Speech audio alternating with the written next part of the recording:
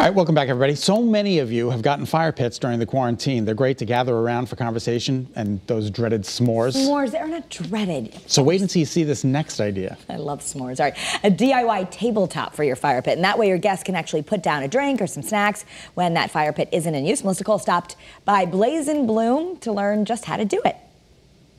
So we're here with Jen from Blaze and Bloom Vintage. And Jen, so many people are outdoor entertaining, they have their fire pits, but you don't always want to put a fire in. Absolutely. Sometimes the fire pit is that big, ugly eyesore right in the middle of your in your setting, so maybe have a little cover. So you've come up with a great solution. Yes, it's a fun solution. And you actually built this little cover. It's like a little tabletop. It's a tabletop. You know, take some pieces of wood and then I secured it with some more wood on the bottom and literally just placed it right on top of the fire pit.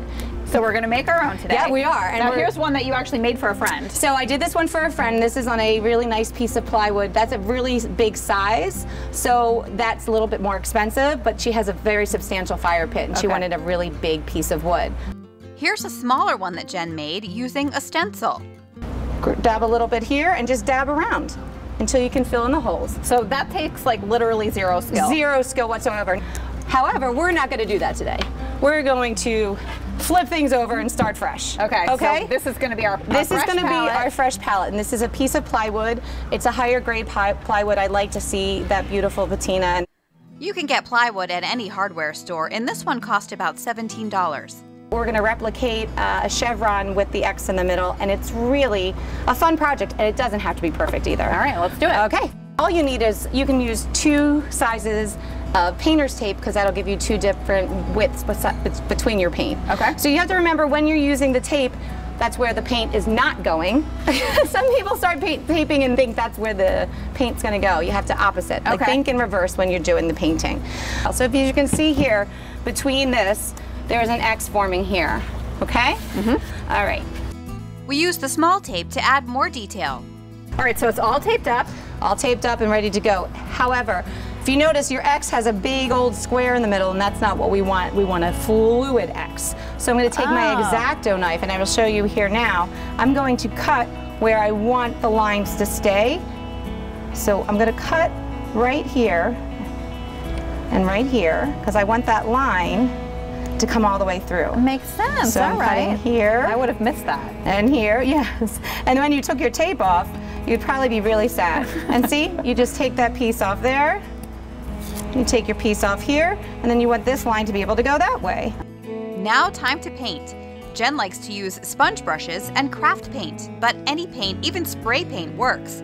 Let it dry for a bit, and then get after it. Just take the tape and pull it off in the there you go. Right. And see how that pretty wood just pops right through? Gorgeous. This is my favorite part. It's very satisfying. It is very satisfying. Oh, look at that. Look at that. Did we get it all? We got it all.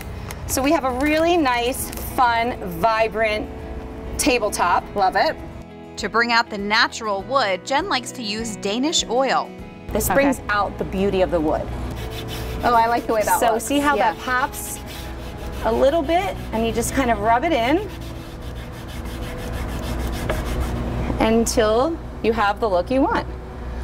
So once that dries, and about an hour later, you're going to do the next step, which is a polyurethane. The polyurethane is what's going to protect your wood from getting mildewy, getting old, wet, and keeping your paint on your project.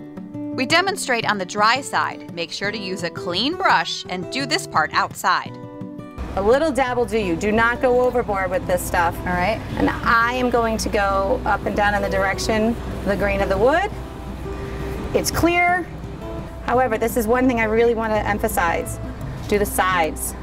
Oh, yeah. Okay? Because if you don't, and the water gets into the sides, you're going to have a problem. And once that's done, I'm going to let this dry all day, and I'll come back tomorrow and put on another coat. And then I'll come back the next day and put on another coat, and I'll have a fabulous fire pit top. That will last you for years to come. All right. I love it. Thanks so much, Thanks Jen. for having me. Take care. Good job, ladies. All right. And then, you know, it doesn't take too long, so it's high satisfaction quickly. You can, like, use it that night.